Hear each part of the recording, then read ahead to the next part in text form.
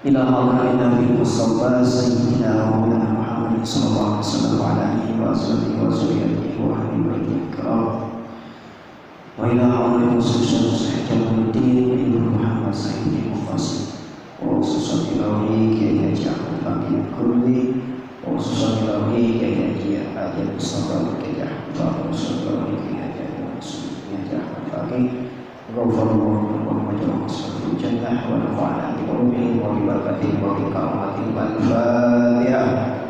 أعوذ بالله من الشيطان الرجيم.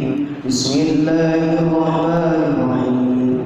الحمد لله رب العالمين الرحمن الرحيم مالك يوم الدين إياك نعبد وإياك نستعين اهدنا الصراط المستقيم صراط الذين أنعمت عليهم غير المغضوب عليهم ولا الضالين.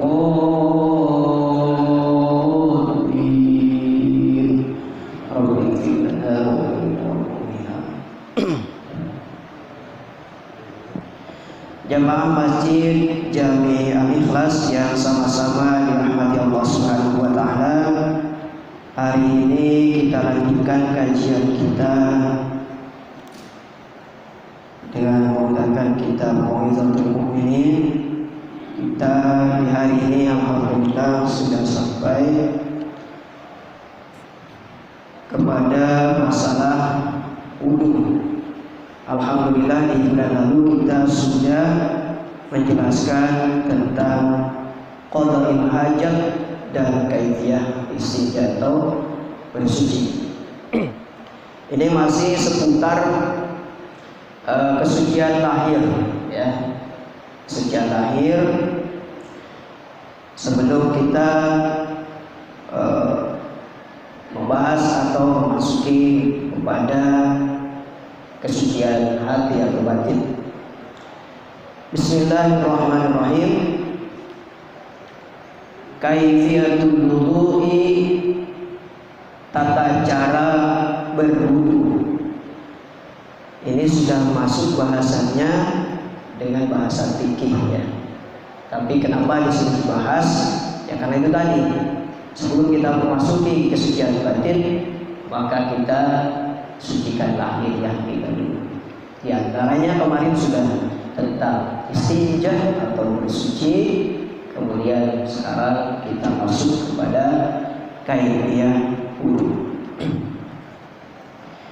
Bismillahirrahmanirrahim.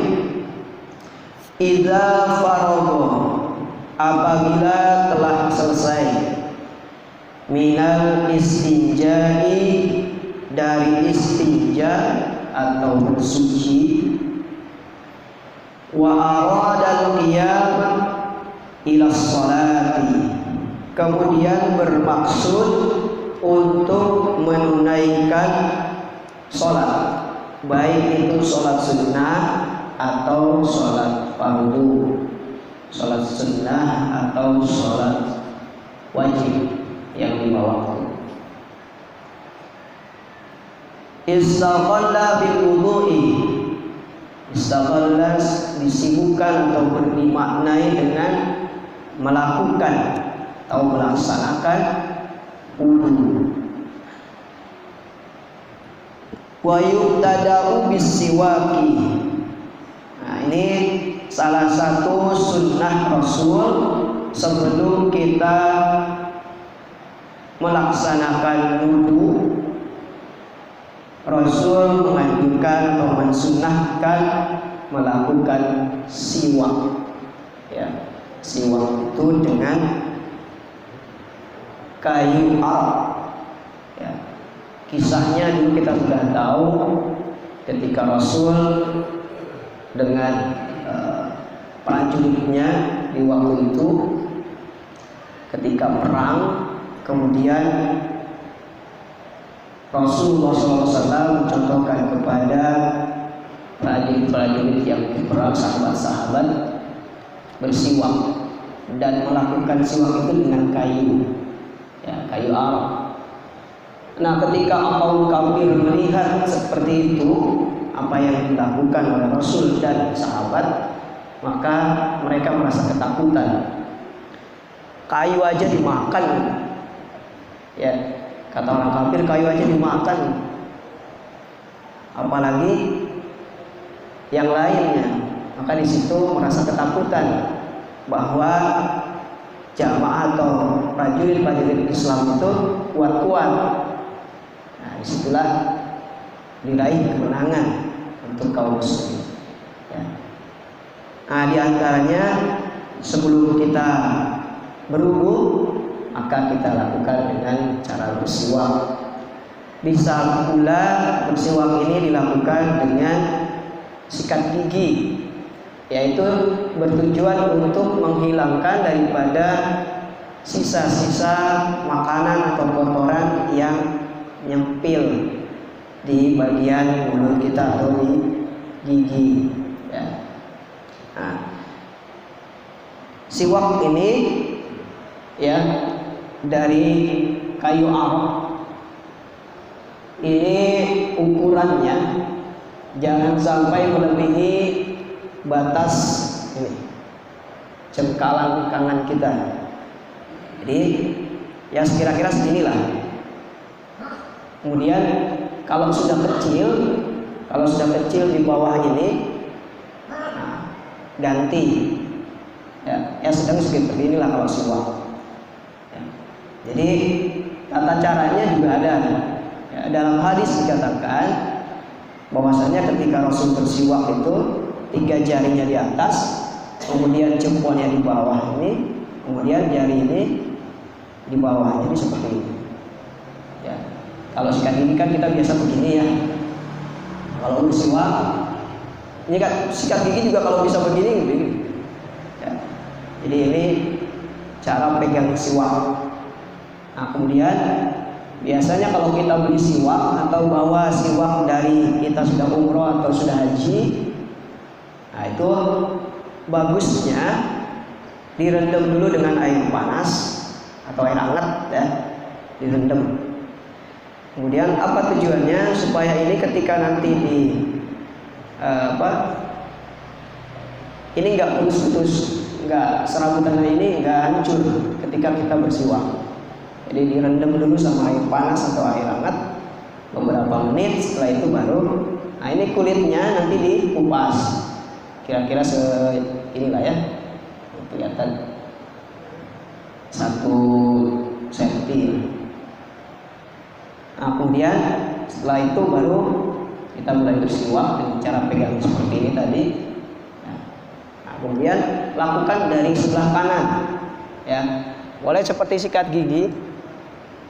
Kemudian nanti seperti ini, ya, kemudian yang kiri juga. Nah, nanti yang terakhir biasanya diginiin Pak, tempelin ke atas. Ya, jadi itu tata cara bersiwak. Kemudian selain berwudu, hal-hal yang dikatakan itu adalah ibadah, ya, sunnah melakukan siwak. Seperti sholat, ya seperti sholat. Ustaz, kalau kita nggak punya siwak, pakai apa? Tapi pengen bersiwak, ya, nggak punya ini. Dan siwak juga sekarang macam-macam. Ada yang siwak punya rasa, ada ya, siwak yang ada rasanya.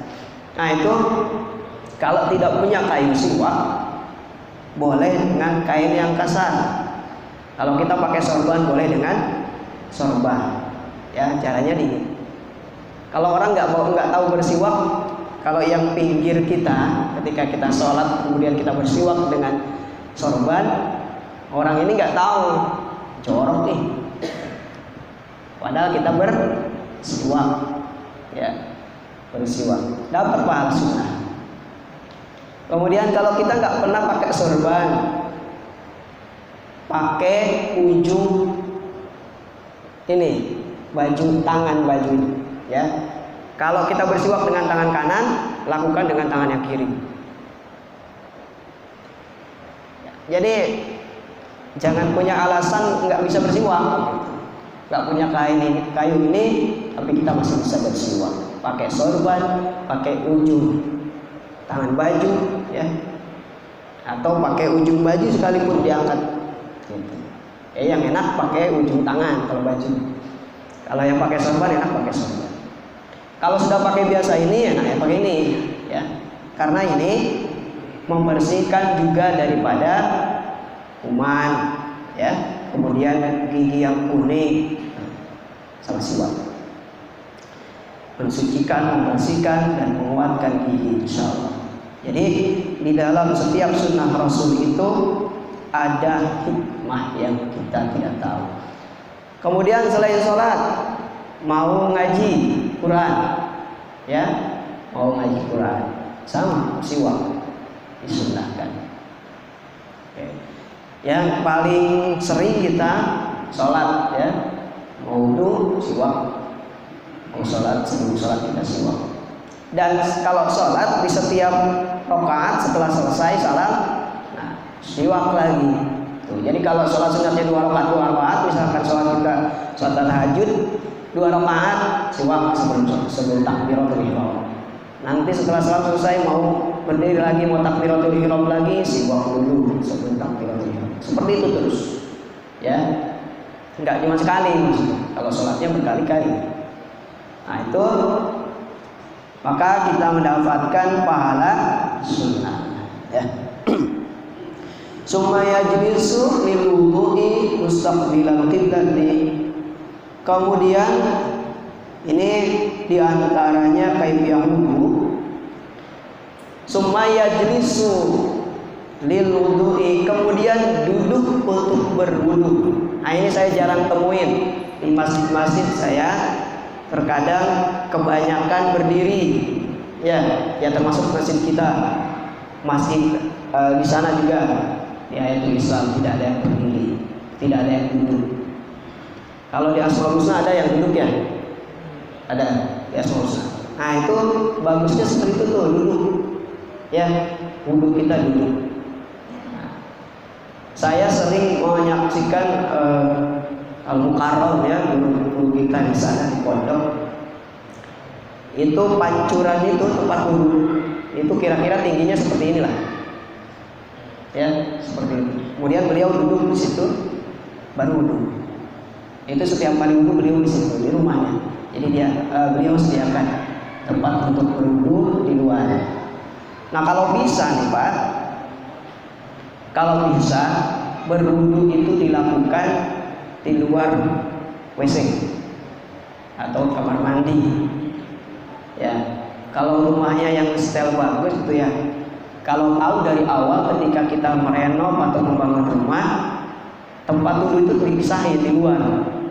Jangan di tempat kita biasa buang air kecil, buang air besar. Itu hukumnya makruh sih, ya, hukumnya makruh. Nah, kalau masih sempat dari rumah nggak ada tempat berwudhu kita di luar, masjid aja sini kan di luar. Masjid punya di masjid. Atau yang paling bagus kalau ada keran di luar kita wudhu di luar. Kemudian caranya dengan cara duduk, ya. Kalau tempat wudhu atau kerannya pendek, kita tinggal pakai bangku lah, ya. Kalau ada bangku. Itu untuk kemudian menghadap kiblat. Nah, ini yang paling bagus, ya, afdal menghadap kiblat. Jadi arahnya arah ke kiblat. Kalau arah kiblat kita ke sini, kalau misalkan ini di masjid, arahkan tempat wudhu itu kerannya ke sana. Ketika ada orang berwudhu berarti baliknya ke kiblat. Itu. Sama halnya kalau kita ngaji Quran, ya, ngaji Quran, usahakan menghadap ke kiblat. Ada kisah, ya, kisahnya itu sama-sama santri, sama-sama pinter, sama-sama di pondok yang sama. Bedanya santri yang satu ketika menghafal kitab, baca Quran dan lain sebagainya itu sering menghadap kiblat. Dan santri yang satu lagi tidak seperti yang ini. Artinya kemana aja menghadapnya, ya. Satu saat setelah mereka selesai melaksanakan thalabul ilmi di pesantren, kemudian balik pulang ke tempatnya masing-masing. Nah ternyata keberkahannya berbeda. Santri yang ini lebih bermanfaat ilmunya, lebih berkah, ya, dan lebih dari segala-galanya lebih berkah dibandingkan santri yang satu lagi yang tidak sering menghadap kiblat. Nah, ternyata di balik itu semua ada keistimewaan ketika kita melakukan sesuatu seperti ngaji Quran, tadi berwudu ya. Kalau sholat sudah pasti menghadap kiblat. Itu ternyata luar biasa berharga. Ya. Kemudian membaca bismillah. Ya, awali dengan bismillahirrahmanirrahim. Kemudian bermaksud sembahyang siriyadai, rukun wudu ada berapa Pak? Ada 6 ya. Ada 6. Ini pelajaran fikih kita yang paling dasar. Ada 6. 1 niat. Niat itu dilakukan ketika kita membasuh muka. Bukan niat itu dilakukan ketika kita menggosok tangan. Ya, nanti ketika mau membasuh muka baru kita niat. Kemudian yang kedua membasuh muka, seluruh muka. Nanti kita jelaskan. Kemudian ketiga membasuh kedua tangan sampai siku. Yang keempat membasuh sebagian kepala. Yang kelima membasuh kaki sampai mata kaki. Yang keenam tertib. Ya. Nah, summa yaghsilu yadayhi salasan qabla ayyadkhulahumal ina'a. Kemudian membasuh kedua tangan 3 kali qabla ayyadkhulahuma al-ina'a, sebelum memasukkan tangan ini ke dalam wadah. Ini contohnya kalau kita itu membersihkan atau wudu di tempat-tempat seperti kolam ya, atau di tempat yang banyak airnya, kemudian memasukkan, kan ada orang itu kalau di kulah ya, kalau di kolam ada kadang orang berwudu itu dianclumin doang, itu doang ya. Nah, padahal nggak seperti itu. Dibasuh itu berarti diusap-usap ya, tidak hanya mencemplungin aja.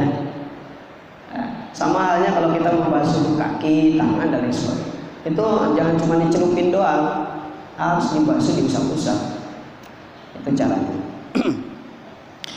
Supaya dulu perbuatan, kemudian memasukkan, mengambil ya. Ini tata caranya kalau ada yang di kitab ini. Jadi pakai gayung ya wudunya. Kalau kita kan pakai keran. Nah, kalau pakai keran, niatkan tangan ini untuk gayung. Jadi niatkan ini untuk ngambil air seperti gayung. Ya. Kalau kita ini yang di sini itu pakai gayung dari kolam ya, atau apa namanya? Dia diambil airnya itu pakai gayung. Ya.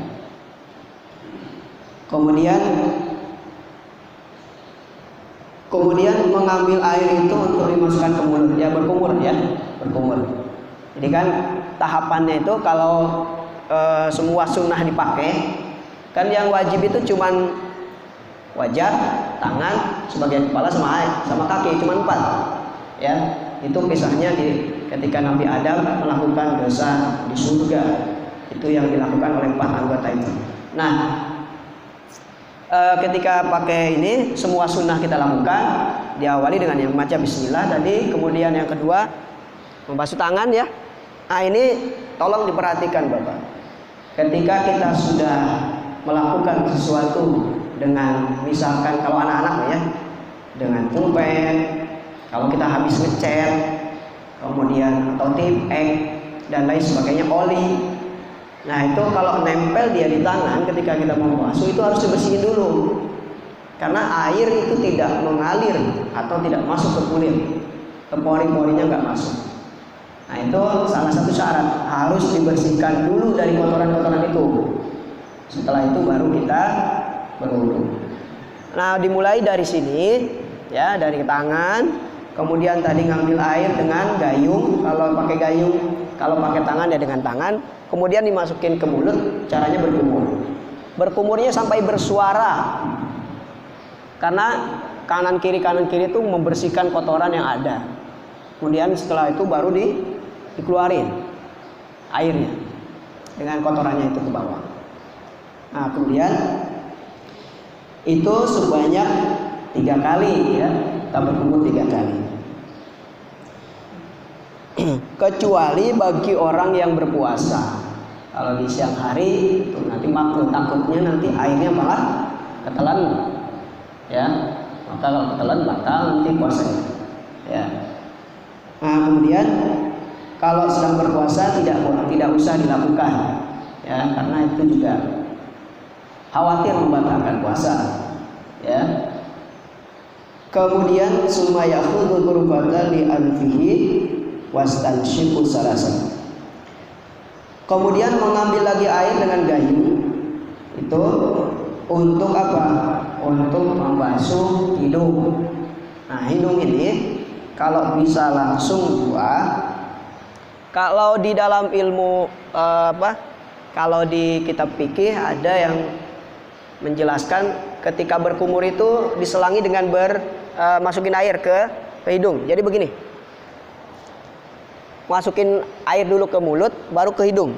Jadi 2 kali. Kan ada orang wudhu seperti itu ya. Jadi tidak masing-masing. Jadi kalau kebiasaan masing-masing, mulut dulu ya. 3 kali habis mulut ini, kemudian baru hidung, ya. Nah, ada juga ngambil air, kemudian masukin ke mulut, kemudian ke hidung. Jadi berkumur ini masuk jumrat. Ya, insisak itu mengeluarkan air dari hidung. Nah, kalau ini di sini dipisahin. Air tadi mulut dulu, setelah selesai mulut 3 kali baru ke hidung. Ke hidung itu dimasukkan air, kemudian disedot, dinaikin airnya. Tidak hanya seperti doang, ini doang, Pak. Ya. Kalau kita lihat nih, pada umumnya orang berwudu cuman gitu doang. Padahal yang betul itu airnya dimasukin ke hidung, masukin ke hidung, sedot, baru dikeluarin. Dengan cara kalau kita bersihin itu kan keluar tuh, cus airnya, ya. Nah, ini masukin ini ke sini. Jadi itu gunanya apa? Untuk membersihkan kotoran. Ya, itu juga sama kita lakukan 3 kali. Kemudian nah, setelah itu baru kita ngambil air lagi untuk membersihkan wajah.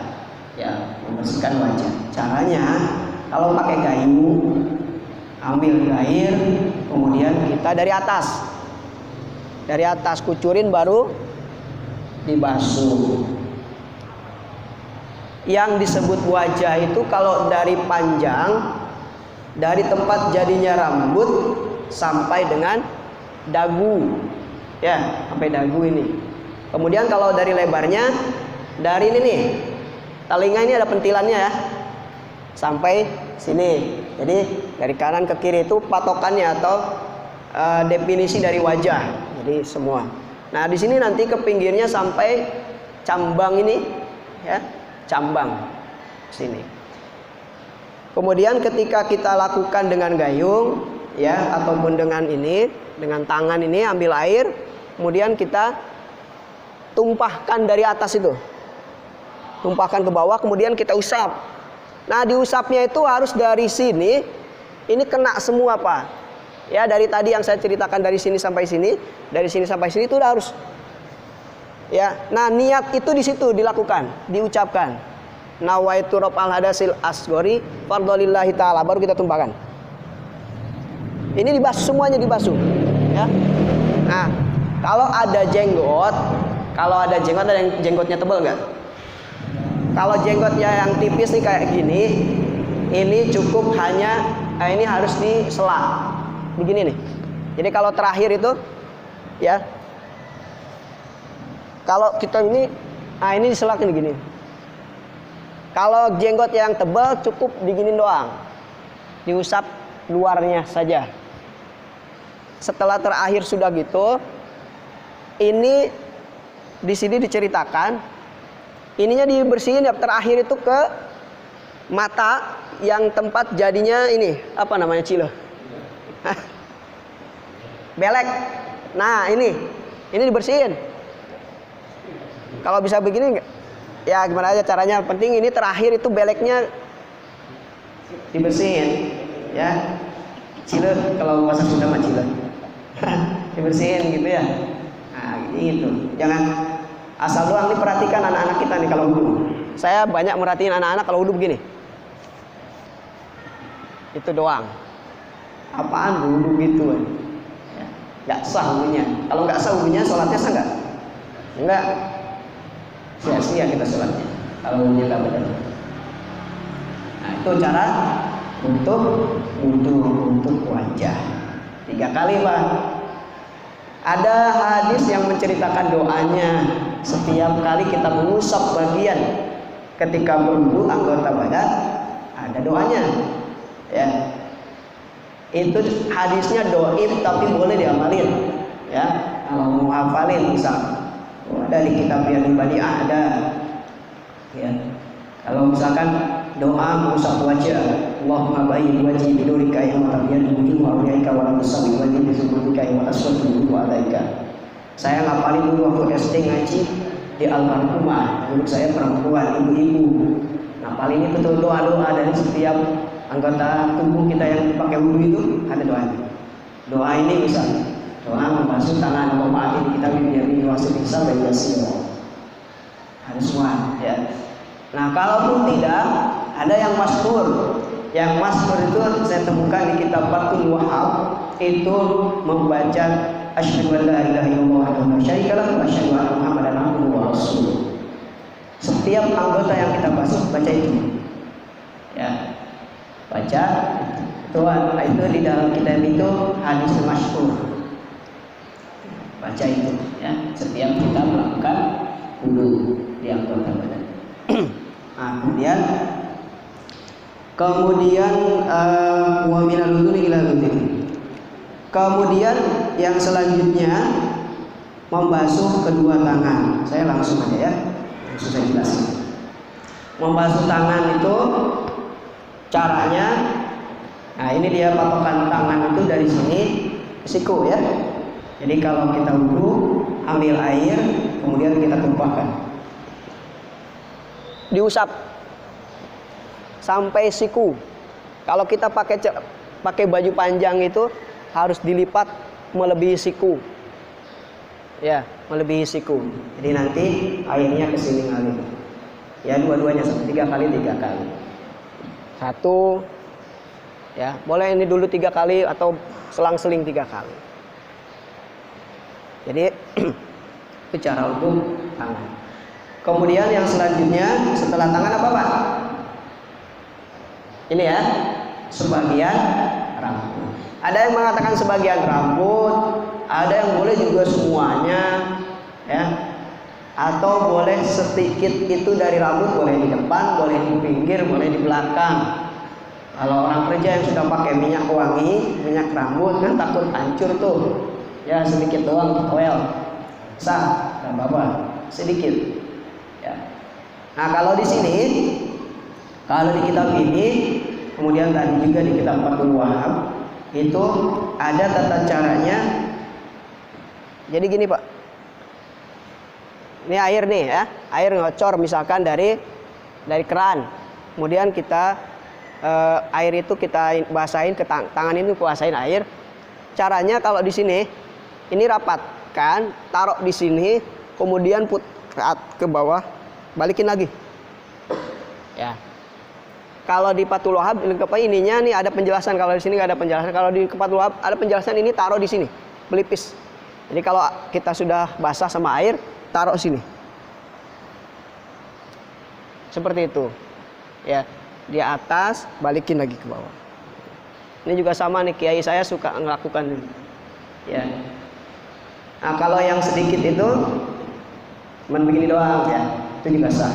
Atau di pinggir 3 kali atau ke belakang. Ya. Nah, setelah itu yang jarang kita lakukan juga membasuh pundak. Setelah selesai ini basuh pundak. Ini jarang kita lakukan ya. Nah, itu sunnahnya. Ya. Kemudian setelah itu baru kita membasuh kedua telinga. Telinga juga sama ya, cara membersihkannya. Diputar sempil-sempilnya ini nih harus bersih. Karena kita berwudu itu untuk mensucikan, membersihkan tujuannya. Makanya tidak ngasal ada orang yang berwudu itu cuman ini doang nih. Ya, ini sering saya ngelihat orang yang berwudu nggak tahu tata caranya wudu begitu loh. Dari pertama wudu sampai akhir saya lihat nggak ada yang pas gitu dengan kaifiahnya. Ya, jadi ini dimasukin di sela-sela kemudian digituin. Ini harus dibersihin. Nah, terakhir baru kita membersihkan kaki, kedua kaki sampai mata kaki. Kalau kita pakai celana panjang sama dilipat seperti kita pakai baju panjang. Nah, caranya di sela-sela ya. Ini misalkan kaki nih. Di sela-sela itu ininya sela-sela jari asobi itu dibersihin. Ya. Ya, dibersihin. Airnya ngalir nih, kita bersihin. Kalau pakai gayung ya gayung, kemudian sambil bersihin pakai ini. Kalau di kitab itu ada yang menjelaskan ketika kita membersihkan kaki kanan yang membasuh kaki kiri dengan cara jari manis ini disempilin ke bawah. Jadi kalau kaki ya, jadi pakai ini nih, dibersihin. Kalau yang kaki kiri berarti tangan kanan. Ya, ini dibersihin. Ya, kalau ini juga sering kita lihat orang cuman itu doang. Atau kalau di kulah ya, kalau di kulah atau di kolam itu ini celupin doang. Celupin kaki itu doang. Nah, ini kan nggak sempurna jadinya, nggak bahkan bisa dikatakan tidak sah ya, karena tidak diusap, tidak dibasuh, itu cuma menyemplungin air ke air. Ya, kemudian setelah selesai itu semua, kemudian kita berdoa. Ya, seperti doa yang kita sering baca, asyhadu an la ilaha illallah wa asyhadu anna muhammadan abduhu wa rasuluh. Allahumma ij'alni minat tawwabin waj'alni minal mutatahhirin waj'alni min ibadikas shalihin. Doanya menghadap kiblat, baca doa. Ya, itu. Ini minimal baca doa ini. Kalau mau ditambahin baca alam nasyrah 7 kali. Ya, alam nasyrah la sadra, alam nasyrah la sadra wa itu sampai selesai 7 kali. Ya. Kalau nggak mau panjang pakai ini juga udah lengkap. Ya. Jadi biasakan di awal kita berdoa, di akhir kita berdoa setiap melakukan sesuatu. Gitu ya. Jadi itu kesempurnaan atau kaifiah itu yang bisa saya jelaskan dari kitab ini dan referensi kitab yang lain. Mudah-mudahan kita semua yang belum tahu, misalkan saya suka wudunya begitu ya, ternyata salah. Saya kalau basuh kaki cuma begini doang, ternyata salah. Ya, membasuh tangan dan lain sebagainya, ya seperti itulah yang diajarkan oleh Nabi kita Muhammad SAW. Bagaimana kita menyempurnakan wudu supaya wudu kita betul, benar, ya, baik dan sah tentunya. Maka sah pula kita akan melaksanakan sholat. Karena sebelum kita melakukan sholat, wudunya harus benar dulu. Ya, kalau sudah benar, insya Allah sholatnya juga benar. Ya, nanti ajarkan anak-anak kita yang sering kita lihat kalau wudunya salah. Nah, ini wudunya begini. Ya, tadi bapak ngaji nih. Ya, dapat ilmu cara wudunya begini. Kalau usap ini begini. Ya. Nah, itu dia kaifiah wudu, mudah-mudahan bermanfaat ya adanya. Nanti kita masuk dulu ya. Ama yukrahu fil wudu'i, ini sedikit ya, kemakruhan dalam berwudu. Di antaranya menggunakan air. Yukrahu fil wudu'i ay yazida ala salasi wa ay yusrifa fil ma'i, menambahkan lipatan dari yang 3 kali itu. Maksudnya kita kan tadi salasan ya, 3 kali. Kemudian kalau banyak, biasanya kan kalau kita melakukan sesuatu itu ibadah itu banyak, berarti lebih banyak pahalanya. Saya mau lebihin 4 kali atau 5 kali kan, makruh. ya. Jadi nggak semua harus tambahin, ya. Kalau dalam berwudu kita melakukan mengusap ini wajah, membersihkan wajahnya 5 kali atau 4 kali, hukumnya makruh. 3 kali cukup sudah. Ya. Kemudian sama yang lainnya juga kita lakukan 3 kali saja. Tawadhu alaihi salatu wassalam salasan man zada faqad asaa wa zalim. Barang siapa yang jelas dia berbuat kejelekan atau tadi ya menambah. Tawadhu alaihi salatu wassalam salasan man zada, apabila orang itu menambahkan maka dia sudah melakukan kejelekan dan kezaliman. Nah, itu hadis Rasul. Jika kita melakukan lebih daripada 3 kali. Ya, jadi di antara kemakruhan itu ya tadi. Kemudian ini saya kelewat tadi ya. Ada doanya, doa bersiwak dalam hadis Rasulullah SAW. Allahumma bayyin bihi asnani wa syuddu bihi lisani wa sabbit bihi lahati wa barik bihi ya arhamar rahim.